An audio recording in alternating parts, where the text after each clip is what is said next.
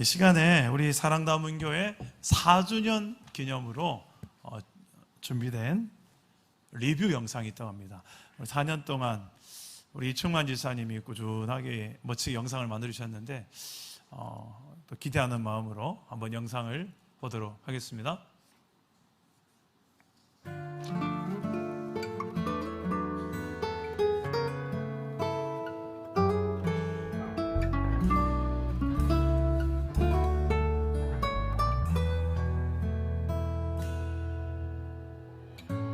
주님이 나를 사랑하셔서 자기 몸 버리시었네.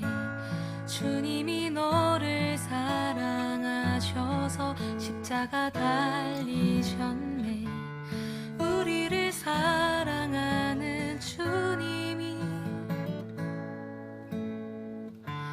우리 서로 사랑하라 하시네. 주님은 우리를 주의 교회로 부르시네. 주와 한 몸 되어 주의 뜻 이루리. 교회된 우리여 하나 되자. 한 몸 된 우리로 회복하자. 구원의 하나님 임하시네. 주님의 나라 힘이 임했네.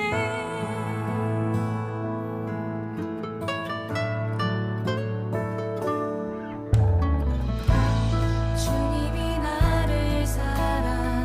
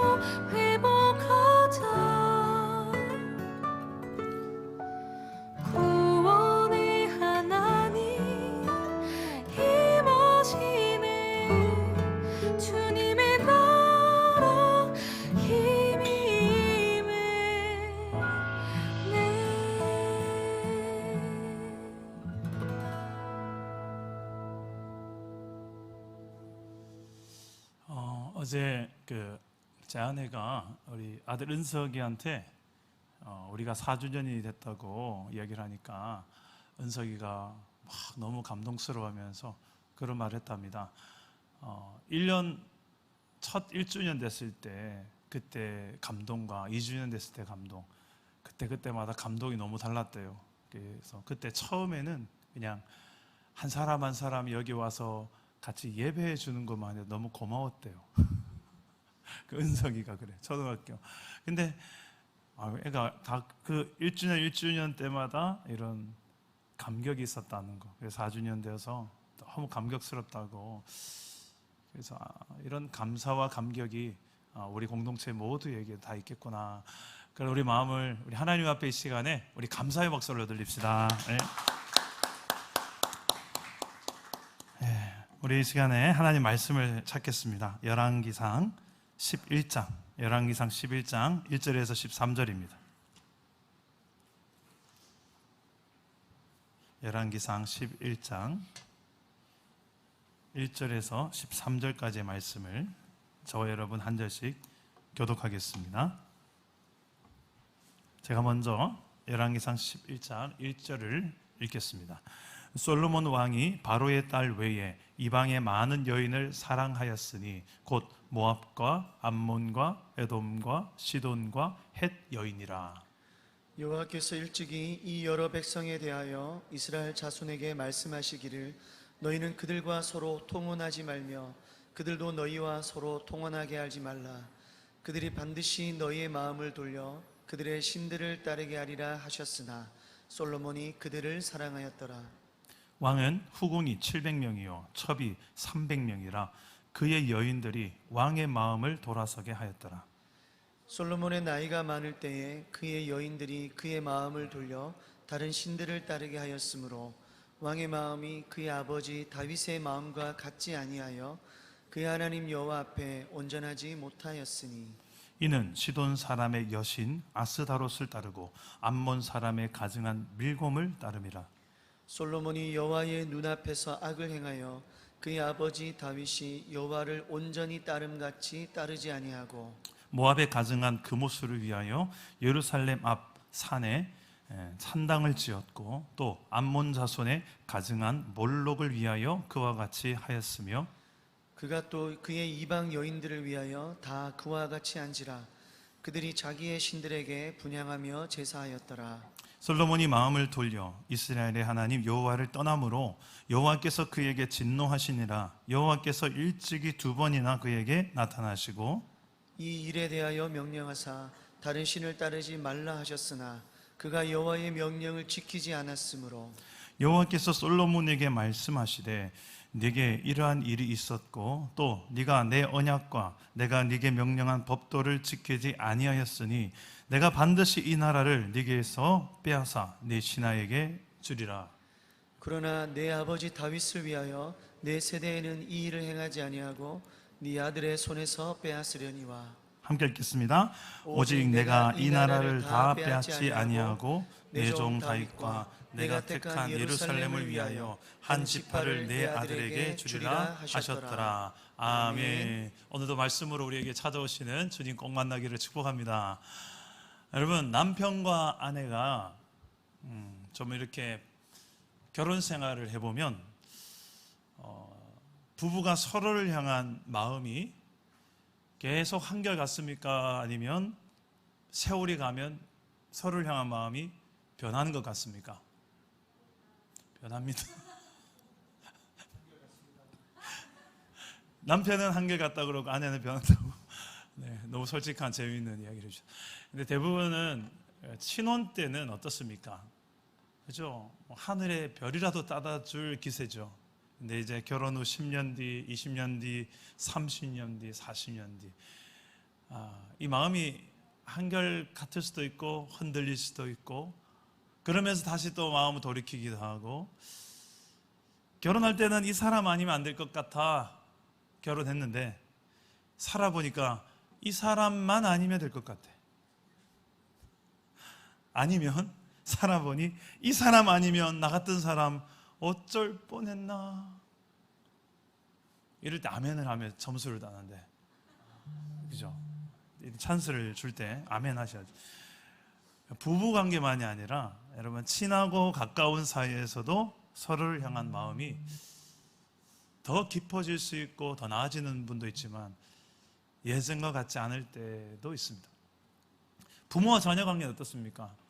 어릴 적, 청소년 시기, 청년 시기 자녀들이 한결같을까요? 부모가 나를 향한 마음이 한결같이 느껴집니까? 어떻습니까?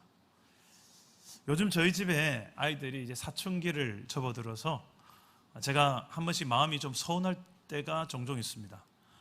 집에 가도 예전과 같이 저를 반겨주지를 않아요. 예전엔 제가 퇴근해서 집에 가면 아빠 하고 달려오는 이런 게 많았고 또 안고 뽀뽀하고 뭐 이런 분위기였는데 이제는 만지는 걸 별로 안 좋아해요. 그리고 이제 아내도 좀 많이 바쁩니다. 청소년 상담사 주중에 일하고 집에 오면 또 집안일 밥하고 아내가 한 번씩 좀 안쓰럽습니다. 그래서 아내의 그 앞모습을 퇴근하고 보기보다 뒷모습, 일하고 있는 뒷모습을 볼 때가 많아요. 그러면 여보 나왔어요 하면 그러고 안방에 들어갑니다. 그게 약간 외로워요. 한 번씩은 남자들이 퇴근하고 집에 갔는데 예전과 같이 아빠를 반겨주지 않을 때 가족이 있는데도 외로울 수가 있구나. 그런데 이게 차곡차곡 제 마음에 쌓여가던 어느 날 아내가 저희 집에 있는 딸하고 제가 있었는데 이제 퇴근하고 아내가 나오면서 딸한테 전화를 한 거예요. 마트 가자고. 내려오라고 합니다. 제가 가야 또 짐을 들겠죠. 저는 원래 결혼하기 전에 결혼하면 제일 하고 싶은 게 있었어요. 제가 35세 늦게 결혼을 했는데 나는 결혼하면 내가 이걸 너무 하고 싶다. 마트에 가서 이 카트를 끌고 아내와 함께 이렇게 걸어 다니는 이게 너무 해보고 싶은 거예요. 마트 가면 제일 부러운 그림이 그거였거든요. 결혼하고 나서 저는 아내랑 한 거의 10년 가까이 거의 마트 가는 게 제일 큰 낙이었습니다. 그게 너무 행복했어요. 근데 이제 한 16년째 살다 보니까 제가 바뀌었는지 우리 가족이 바뀌었는지 차곡차곡 제 안에 이런 아쉬움들과 내 마음에 우리 가족은 나를 왜 이렇게 안 반기기 시작했을까? 그러던 마음이 어느 날 차였던 그날에 이렇게 전화가 온 겁니다. 그래서 딸이 아빠 엄마가 내려오래 마트 가자고. 그때 저는 갑자기 안 내려가고 싶은 거예요. 나를 원한다기보다는 그냥 짐 들어주는 짐꾼으로 나를 부르는 것 같다는 생각이 들었어요. 그래서 그런 웬만한 그 마음들을 제 속에 그냥 꼭 담아두는데 그날은 딸 앞에 그 나도 모르게 툭 던져버렸어요. 나 안 갈란다면서. 나를 그냥 짐꾼으로 생각한 것 같다고. 나 안 갈란다고. 딸이 약간 심각해졌어요. 아빠가 이런 적이 잘 없었는데. 솔직히 요즘 아빠는 집에 와도 외롭다고. 그때부터 제 마음을 막 쏟아놓기 시작하는데 이 딸 앞에 13살짜리 딸 앞에 50살 먹은 아빠가 막 서러움을 막 표현하기 시작하는데 막 투덜대면서 막 이야기한 거예요. 그러고 나서 이제 마트에 다녀왔습니다. 엄마랑 딸이 그 무거운 짐을 막 들고 올라왔더라고요. 전 쳐다도 안 봤어요. 그때 너무 막 속이 상해가지고. 근데 그 안에 뭐가 들어있었냐면 제가 정말 즐겨 먹는 종합 견과류와 또 자색 고구마 칩이 딱 들어가 있는 거예요. 그래서 물었더니 아내한테 다혜가 딸이 저벅저벅 걸어가더니 이거 아빠가 좋아하는 거라고. 그 딸이 그걸 골라서 샀대요. 그래서 제가 그걸 보고 마음이 좀 뭉클뭉클해 있는 제 얼굴을 보더니 딸이 저에게 뚜벅뚜벅 걸어오더니 저에게 이렇게 스킨십을 안 하거든요, 딸이요. 근데 왠지 저에게 착 달라붙더니 이렇게 토닥토닥 하더니 아빠 이제 괜찮지? 그 고구마 칩이 뭐라고? 그 토닥이는 딸이 한마디 속에 담긴 그 마음이 제 마음을 만지기에는 충분하더라고요. 여러분, 내가 너무 사랑하는 사람이고 나는 소중하게 생각하는 사람인데 어느 날 나에게 별로 마음이 없나? 라고 느껴질 때가 살다 보면 있지 않습니까? 그럴 때 은근히 좀 서운하기도 하고 섭섭하고 불안하기도 하고 확인해 보고도 싶고, 사랑하니까 이런 거죠. 다시 회복도 하고 싶은데 어떻게 어디서부터 말을 해서 이걸 회복할까? 그럴 때가 있지 않습니까? 내가 소중히 여긴 사람, 사랑한 사람인데 나한테 그 사람 관심이 없기 때문에 그런 거죠. 오늘 읽은 성경 말씀에도 이런 사람이 있습니다. 바로 솔로몬입니다. 솔로몬의 마음에는 이제 하나님이 없어요. 하나님이 너무 내 마음에서 멉니다. 그래서 하나님은 지금 화가 났습니다. 제가 화난 것처럼. 근데 하나님은 거기서 멈추지 않고 징계를 내리십니다. 솔로몬은 지금 나이가 많아서 할아버지 솔로몬이 됐는데 이제 살 날도 얼마 안 남았을 텐데 그 할아버지 솔로몬에게 충격적 말씀을 하세요. 11절에 보니 내가 반드시 이 나라를 너에게서 빼앗아 네 신하에게 주겠다. 이런 심판을 예언합니다. 실제로 훗날에 솔로몬의 신하 이 여로보암이 이스라엘을, 북쪽 이스라엘 전체를 다 삼키죠. 다 먹죠. 그리고 하나님은 이 심판이 너 때에 일어난 게 아니라 네 아들 때에 이런 심판이 일어날 것이다. 그리고 오직 그래도 한 지파만큼은 네 자손에게 내가 그대로 줄 수 있겠다라고 말씀하십니다. 바로 유다 지파죠. 솔로몬의 아들 르호보암이 통치하게 됩니다. 12지파 중에서 오직 한 지파만을 그렇게 다스리게 되죠. 왜 솔로몬이 이와 같은 심판을 당하게 된 걸까요? 무엇을 잘못했길래? 우리 3절에서 5절까지의 말씀인데요, 우리 다시 한번 다 같이 한번 읽어보겠습니다. 시작. 왕은 후궁이 700명이요 첩이 300명이라 그의 여인들이 왕의 마음을 돌아서게 하였더라. 솔로몬의 나이가 많을 때에 그의 여인들이 그의 마음을 돌려 다른 신들을 따르게 하였으므로 왕의 마음이 그의 아버지 다윗의 마음과 같이 아니하여 그의 하나님 여호와 앞에 온전하지 못하였으니 이는 시돈 사람의 여신 아스타롯을 따르고 암몬 사람의 가증한 밀곰을 따름이라. 아멘.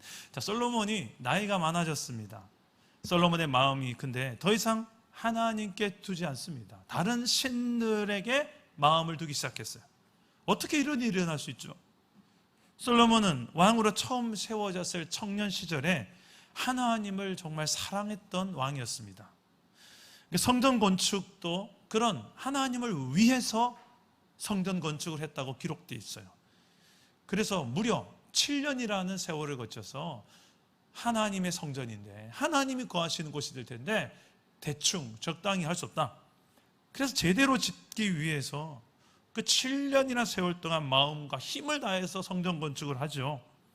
그리고 그 거룩성을 위해서 그 성전 안에서는 뚝딱뚝딱 돌을 깨는 소리를 나지 않게 하려고 채석장에서 다 다듬어서 완성품을 가져오라는 거예요.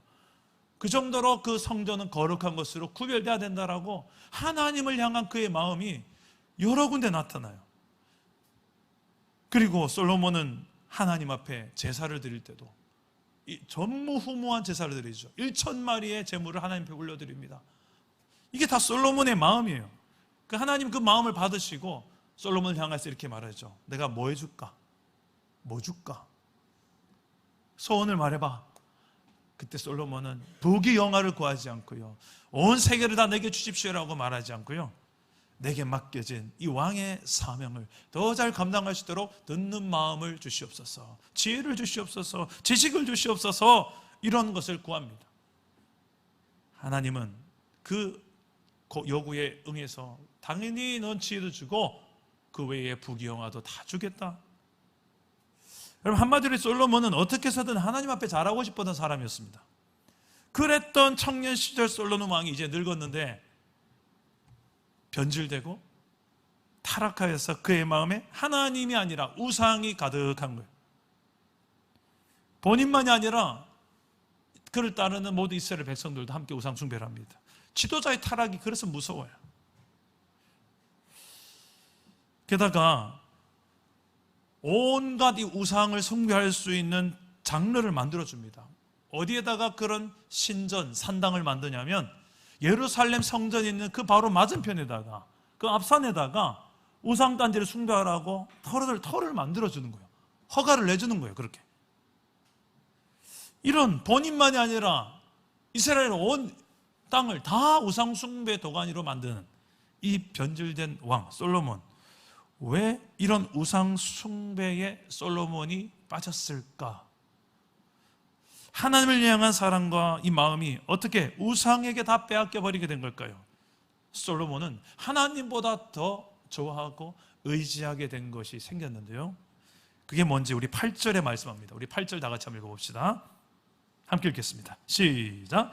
그가 또 그의 이방 여인들을 위하여 다 그와 같이 한지라. 그들이 자기의 신들에게 분향하며 제사하였더라. 자, 솔로몬이 이런 많은 우상 숭배를 한 이유, 중요한 이유가 무엇입니까? 무엇 때문이라고 나와 있습니까? 바로 솔로몬 곁에 살았던 여자 때문입니다. 그냥 여자가 아니에요. 이방인 여자예요. 이스라엘 여자가 아니라 이스라엘 밖의 여자예요. 이 이방인이라는 말은 하나님을 믿지 않는 여자들을 말하는 거예요. 그 정도가 아니라 하나님 아닌 다른 신들을 믿는 여자들을 말하는 거예요. 그런 여자들과 결혼을 한 거예요. 무려 1000명. 이제 후궁이 700명, 첩이 300명이라고 3절에 나옵니다. 솔로몬 이 많은 이방 여인들을 그냥 형식적인 결혼이라기보다는 사랑했었다라고 1절에 말합니다. 근데 이 사랑이 정말 인격적 사랑을 의미하는 것이 아니라 자신의 정욕적이고 자신의 욕심으로 사랑하는 거죠. 문제는 이 이방 여인들이 믿었던 신들이 하나님이 아니라는 겁니다. 솔로몬은 하나님 아닌 다른 신들을 믿는 그 아내들을 가까이 두니 당연히 그 영향을 받는 거예요. 그 신들이 어떤 신들이 있습니까?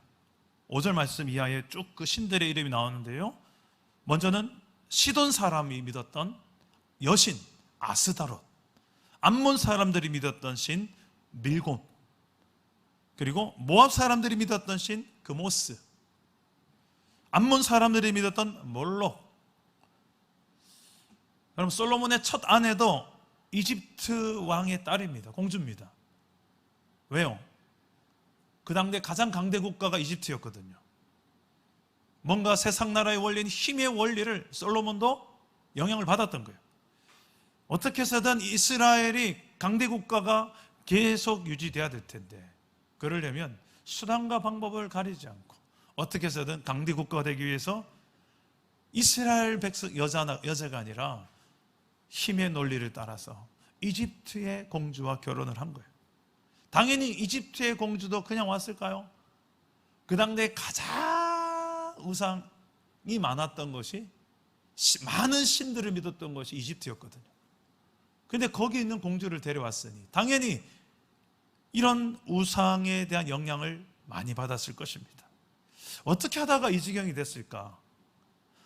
하나님을 정말 사랑했고 어떻게 해서 하나님께 잘하고 싶었던 솔로몬인데, 여러분, 교회도 그렇습니다. 정말 하나님께 잘하고 싶고 남다른 열정을 가지고 신앙생활을 하고 봉사도 하고 하는데, 정말 어처구니 없게도 그 안에 우상들이 본인도 모르게 이걸 달고 보니 우상 숭배를 하기 시작했고, 어느 날 이 지경이 되기까지, 이제는 돌이킬 수 없을 상태가 되기까지 가는 경우들이 있다는 거예요. 여러분, 우리 우상하면 너무 우리는 저 803 갓바위 이런 불상들을 많이 생각하는데, 눈에 보이지 않는 우상이 훨씬 더 많고 무섭습니다.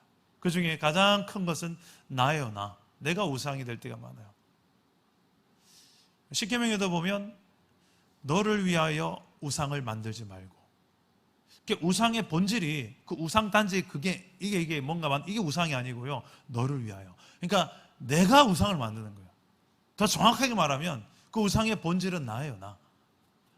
나를 위해서 존재해 줘야 되는 신이니까 결국은 내가 만든 신보다 더 귀한 거죠. 나를 위해서 내가 만든 거니까.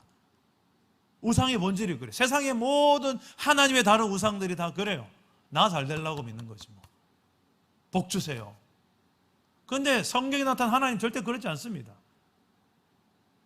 우리가 하나님을 위해 지음받았다고 말씀합니다.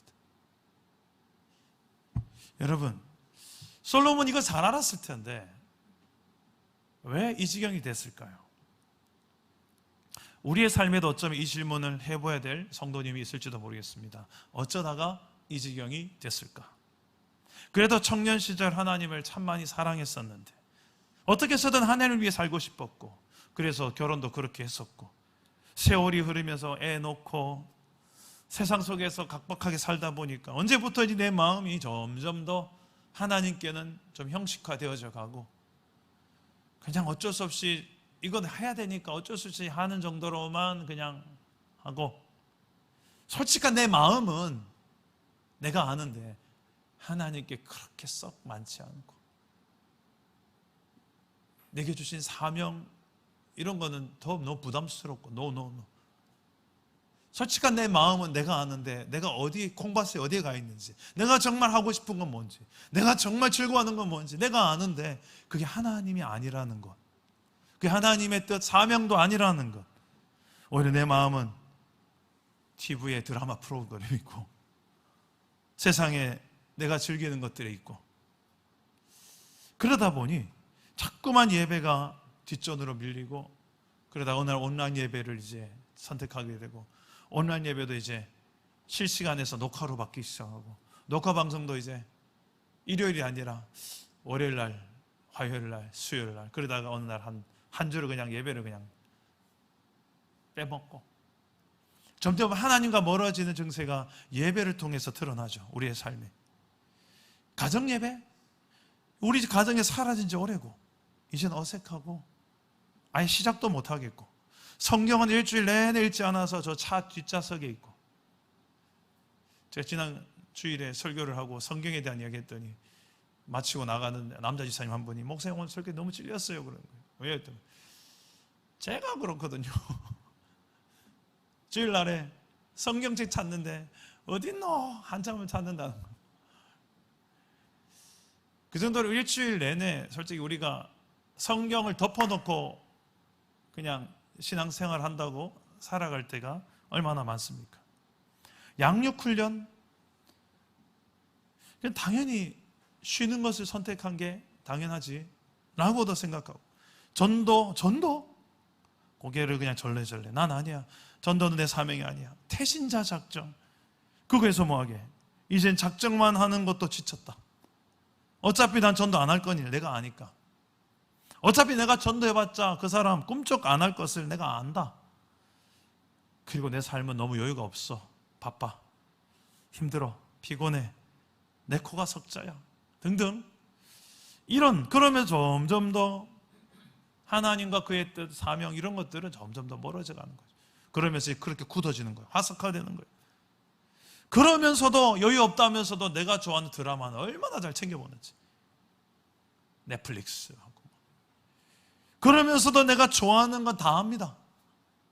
솔직히 말하면 핑계고, 솔직히 말하면 마음이 없는 거겠죠. 어쩌다가 이 지경이 됐을까? 어쩌다가. 그래도 왕년에 여기 계신 대부분은 청년 시절까지 또 모태신앙도 많으시고, 청년부에서 셀 리더도 하시고, 또 주일학교 교사도 다 유경험자들이 많으시고, 하루 이틀 장사하신 분이 아니잖아요. 하루 이틀 이 바닥에서 이렇게 하신 분 아니잖아요. 다 알 만큼 다 아시는 분들이잖아요. 그런데 어쩌다가 이 지경이 되었을까 하는 내 모습일 때가 있지 않습니까? 솔로몬은 왜 이 지경이 되었을까요? 그 근본적 이유가 오늘 말씀에 나옵니다. 다 같이 2절 말씀 한번 봅시다. 2절 다 같이 읽어보겠습니다. 시작. 일찍이 이 여러 백성에 대하여 이스라엘 자손에게 말씀하시기를, 너희는 그들과 서로 통혼하지 말며 그들도 너희와 서로 통혼하게 하지 말라. 그들이 반드시 너희의 마음을 돌려 그들의 신들을 따르게 하리라 하셨으나 솔로몬이 그들을 사랑하였더라. 자, 하나님은 이미 솔로몬뿐만 아니라 이스라엘 모든 백성에게 말씀하셨습니다. 명령하셨습니다. 이방인들과 결혼하지 말라라고. 왜죠? 그들이 반드시 너희 마음을 돌릴 것이다. 어디에서 어디로? 하나님께 향했던 너희 마음을 반드시 돌려서 어디로? 그들의 신들을 향하여 너희 마음을 확 확 돌아서게 할 거니까. 하나님은 이미 말씀하셨고 명령하셨던 거예요. 그래서 참 솔직히 지금 오늘날 시대에도 어쩔 수 없이 불신자들과 결혼할 수밖에 없는 형편과 처지, 부모도 안 그러고 싶지만 그럴 수밖에 없는 상황들이 너무 많지만 이해는 됩니다만 그게 어떤 건지를 알고는 하셔야 돼요. 알고는 하셔야 돼요. 그냥 예수 잘 믿는 두 남자 여자 청년들이 결혼해도 솔직히 살아보면 어떻습니까? 진짜 이것은 뭐 화성과 금성 정도가 아니라 어떻게 이런 사람하고 내가 결혼했지? 좀 한두 분은 그래도 공감해 주셔야 되는데 저만 이상. 여러분 그럴 때가 있지 않습니까? 결혼해 보니까 야 참, 우리 저랑 아내랑 한 번씩 그런 이야기 합니다. 내가 그때 뭐가 씌어도 제대로 씌었지. 콩깍지가 제대로 씌었다. 우리가 이렇게 우리가 다른데 우리가 어떻게 그렇게 사랑했고 그렇게 보고 싶어 했고 그렇게 했지. 이해가 안 된다고. 지금 생각하면 내가 미쳤지. 제가 그런 게 아니라 아내가 그러더라고요. 오늘 너무 많은 거 오픈해서 큰일 났네. 여러분, 하나님께서는 이런 말씀을 미리 하셨어요. 그런데 솔로몬은 그 말을 예서로 들은 거죠. 9절과 10절도 한번 읽어봅시다. 하나님은 또 한 번 강조합니다. 9절 10절 시작. 솔로몬이 마음을 돌려 이스라엘의 하나님 여호와를 떠남으로 여호와께서 그에게 진노하시니라. 여호와께서 일찍이 두 번이나 그에게 나타나시고 이 일에 대하여 명령하사 다른 신을 따르지 말라 하셨으나 그가 여호와의 명령을 지키지 않았으므로. 자, 9절에서 보니까 하나님 일찍 두 번이나 솔로몬에게 나타나셨대요. 약속의 말씀을 또 주셨대요. 여러분, 놀라운 간증거리 있어도요, 그 마음을 돌려서 하나님을 떠날 수 있습니다. 하나님을 떠나 마음을 돌리게 만드는 것, 그 모든 것이 다 죄요 우상이 될 수 있습니다. 내가 그 사랑하고 좋아하고 즐기는 게. 10절에서도 보니까 이 일에 대해서 하나님은 명령하십니다. 다른 신 따르지 말라고. 근데 솔로몬이 그 명령의 말씀을 지키지 않았고 무시했던 겁니다. 다시 말해서 솔로몬의 마음이 하나님을 떠나게 됐던 가장 중요한 그 원인은, 본질적 원인은 하나님의 말씀을 무시했기 때문입니다. 좀 더 정확하게 하면 하나님의 말씀이 어느 순간부터인가 점점 더 멀어진 거예요. 뭔가 내 삶에 그거 말고 다른 게 점점 더 내 삶에 붙들 만한 게 된 거예요. 점점 더 그게 더 좋아지기 시작한 거예요. 해야만 될 것 같고 그걸. 그런데 성경은 안 읽어요. 성경은 저 늘 멀리 있어요. 그나마 양육훈련 하자 하면 와서라도 좀 성경을 좀 더 볼 텐데, 그나마 가정예배라도 하면 좀 더 성경을 가까이 할 텐데 안 해요. 오늘날 우리의 삶에도 하나님으로부터 마음이 멀어지고 떠나게 된 이유도 여기 있습니다. 하나님의 말씀이 내 삶에 멀면 하나님도 점점 더 멀어집니다. 그리고 점점 하나님에 대해서 무감각해집니다. 내 신앙 정체성도 흔들립니다. 적당히 세상과 타협합니다. 돈 앞에서, 세상 성공 앞에서, 쾌락 앞에서, 명예와 인정 앞에서 신앙을 타협합니다. 쾌락, 즐기는 것들 앞에서 타협합니다. 결국은 하나님의 말씀을 이제는 하나씩 알면서도 밀어내기 시작합니다. 몰라서 안 지키는 거 말고요, 알면서 굳이 밀어내는 단계를 말합니다. 그러면서 여러분, 솔로몬이 이런 말씀들 몰랐을까요? 정말? 몰라서 안 지켰을까요?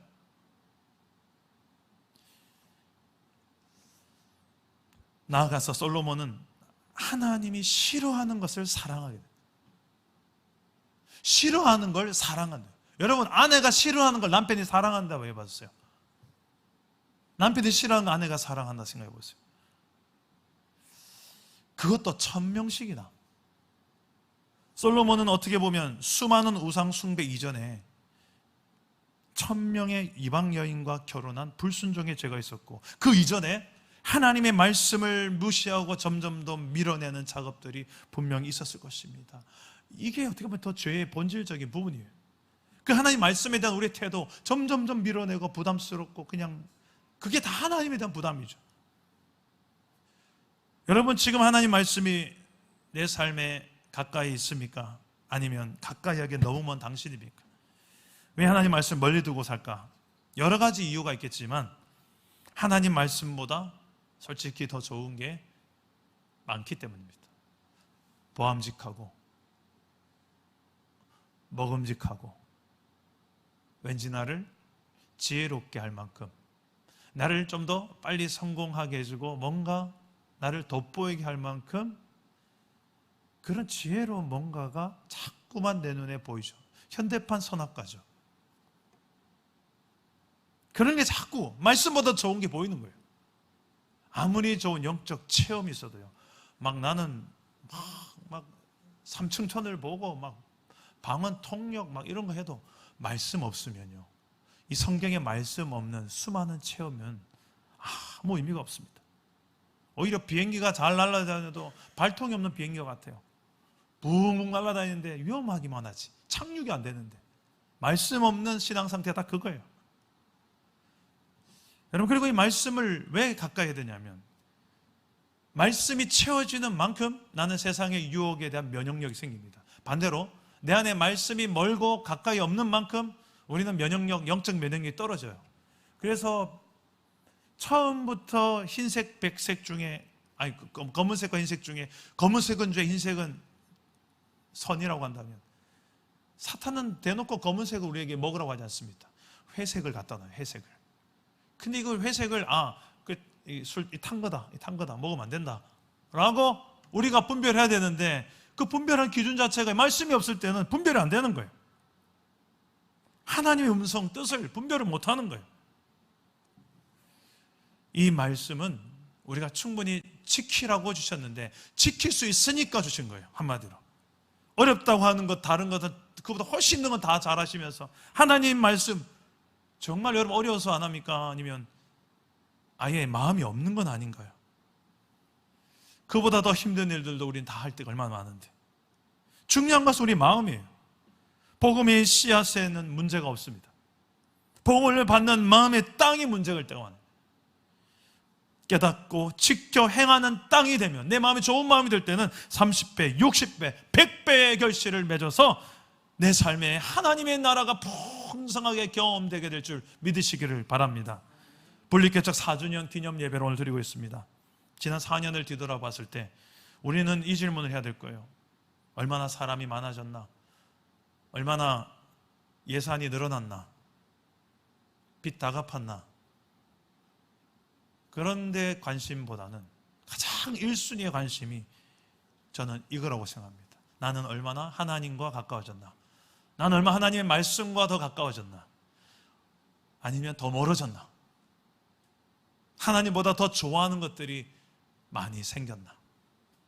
오늘 말씀을 고유 삼아서 우리 자신의 모습을 돌아보며 회복의 길을 선택할 수 있기를 주님의 이름으로 축복합니다.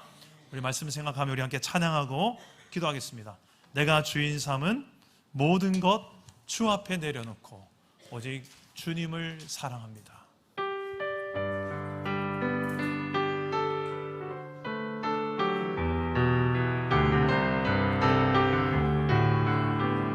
내가 주인 삼은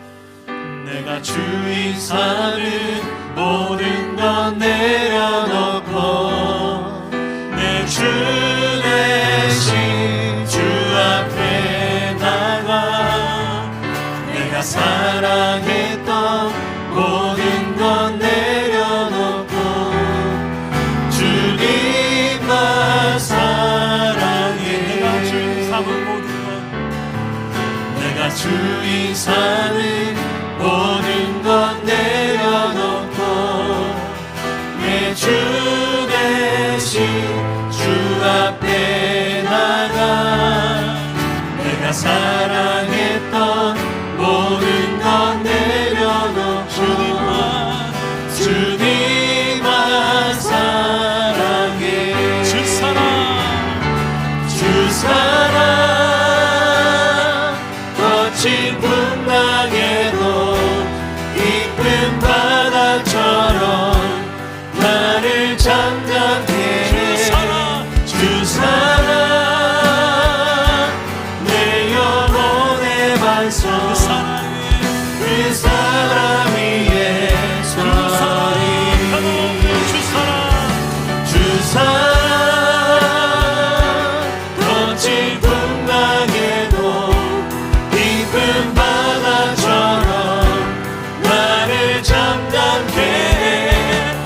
주 사랑 내 영혼의 반석 그 사랑 위에 서리. 우리 다시 한번 찬양할 때 우리 자신 하나님 앞에 온전히 드리는 마음으로 자리에 일어나서 한번 찬양합시다. 내가 주인 삼았던 것, 내 마음에 하나님과 더 즐기고 좋아했던 것들, 의지했던 것들, 이것만큼 하나님 건들지 마세요 했던 것들, 하나님이 주인이신데 그 영역만큼 인정하기 싫었던 것들, 내 자존심 때문에, 내 욕심 때문에 이 모든 것들을 하나님은 아십니다.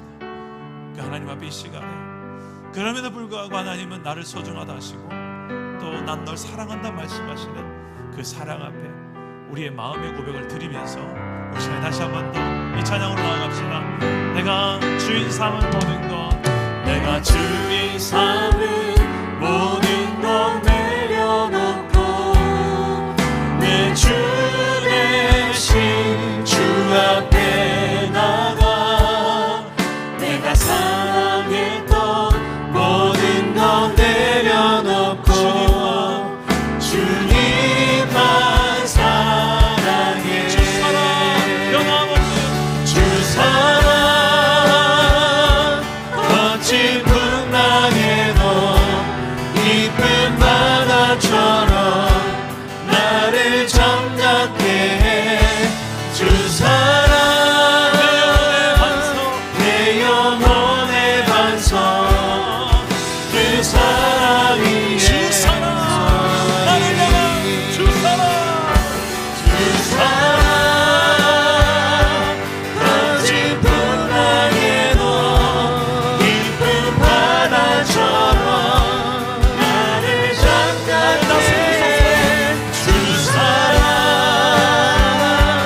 내 영혼의 반석 그 사랑 위에 서리. 기도합시다. 오늘 무너진 이 솔로몬을 향해서도 하나님은 또 은혜를 베푸셨어요. 내가 다윗을 위하여, 네 아버지 다윗을 위하여 이렇게 한 지파만큼은 너에게 주고 그 지파를 통해서 장차 또 메시아가 오게 됩니다. 오늘 저와 여러분이 예수를 믿게까지 하나님 또 은혜를 베푸시고 또 기다려주시고 또 참으시고 또 회복의 길을 주시는 그 하나님 앞에, 하나님 우리가 너무 교만했고 우리가 너무 안일했고 하나님보다 솔직히 다른 것 좋아하고 즐기는 것들이 좀 많았고 의지했던 게 많았습니다. 하나님 이런 나의 현실을 불쌍히 여겨주시고 정말 하나님을 주인으로 인정하며 하나님의 주권을 인정하며 나와 내 가정이 세워지고 우리 공동체가 세워지게 달라고, 우리 하나님의 주인 되심 인정하며 살 수 있는 힘을 달라고 우리 주님 한 번만 찾고 기도하겠습니다. 주님 찾습니다. 주여 하나님 아버지, 우리를 향한 변함없는 아버지의 사랑 때문에 우리가 여기 있음을 고백합니다. 하나님, 우리 하나님 더욱더 하나님 우리의 마음을 돌아보게 하시고 온전한 마음으로 여호와 하나님을 따르게 하여 주시옵소서. 하나님 타협하지 말게 하여 주옵소서. 적당히 하나님 아버지의 마음의 한 구석에 하나님의 다른 우상을 숭배하지 말게 하시고 내가 하나님보다 더 즐거워하는 것들, 내가 하나님보다 더 의지하는 것들, 내가 하나님보다 더 사랑하는 것들이 이 모든 우상들을 예수와 함께 십자가에 못 박히게 하시고 오직 주 예수 그리스도만을 사랑하는 예배자가 되게 하여 주시옵소서. 우리의 삶이 이런 하나님을 사랑하는 삶이 되어서 온 마음 하나님을 따르는 삶이 되어서 우리 다음 세대들에게 이 삶이 무엇인지를 삶으로 나눠주옵소서. 여호와 하나님만을 온전히 경배하며 전하는 귀한 이것이 있는 우리 다음 세대 선지자들이 되게 하여 주시옵소서. 우리 하나님의 모임을 통하여 하나님 아버지 주님을 향해 마음의 문제에 원합니다. 우리의 마음을 붙잡아 주시옵소서. 하나님의 말씀이 우리 가슴속의 중심에 있어서 좌로우로 흔들리지 말게 하시고 치우치지 말게 하시고 오직 한 길로 주님을 향한 이 마음으로만 살아가게 하여 주셔서 하나님의 약속의 땅에 아버지 하나님 오직 하나님의 나라가 내 삶 가운데 아버지 하나님 주님을 사랑하는 마음으로만 충만하게 채워지게 하여 주옵소서. 우리 마음에 하나님을 향한 마음으로 채워주시는 성령이여, 성령이여 우리를 도와주시옵소서. 살아계신 하나님, 우리가 하나님을 향한 전심으로 하나님을 사랑하는 예배자들 되게 하여 주옵소서. 아멘. 하나님, 자꾸만 타협할 만한 것들이 우리 주변에 많이 있음을 고백합니다. 보암직하고 먹음직스럽고 나를 지혜롭고 성공시켜 줄 것 같은 하나님 외에 다른 좋은 것들, 지혜로운 것들, 하나님 빼놓고 할 수 있는 모든 좋은 것들이 자꾸만 우리의 마음을 흔들 때가 있습니다. 주님, 우리의 마음을 잘 지킬 수 있도록, 생명의 근원이 여기서 난다 하셨는데 우리의 마음을 하나님으로, 성령으로, 말씀으로 붙들어 맬 수 있도록 도와주시옵소서. 이 한 주간 그렇게 우리의 전심으로 하나님을 사랑하며 또 하나님의 말씀을 가까이하여 그 말씀의 뜻대로 지켜 행하며 하나님의 나라가 내 삶 가운데 30배, 60배, 100배 결실로 정말 열매로 하나님의 살아계심을 증명해낼 수 있는 하나님 나라 백성들 되게 도와주시옵소서. 예수님 이름으로 기도합니다. 아멘.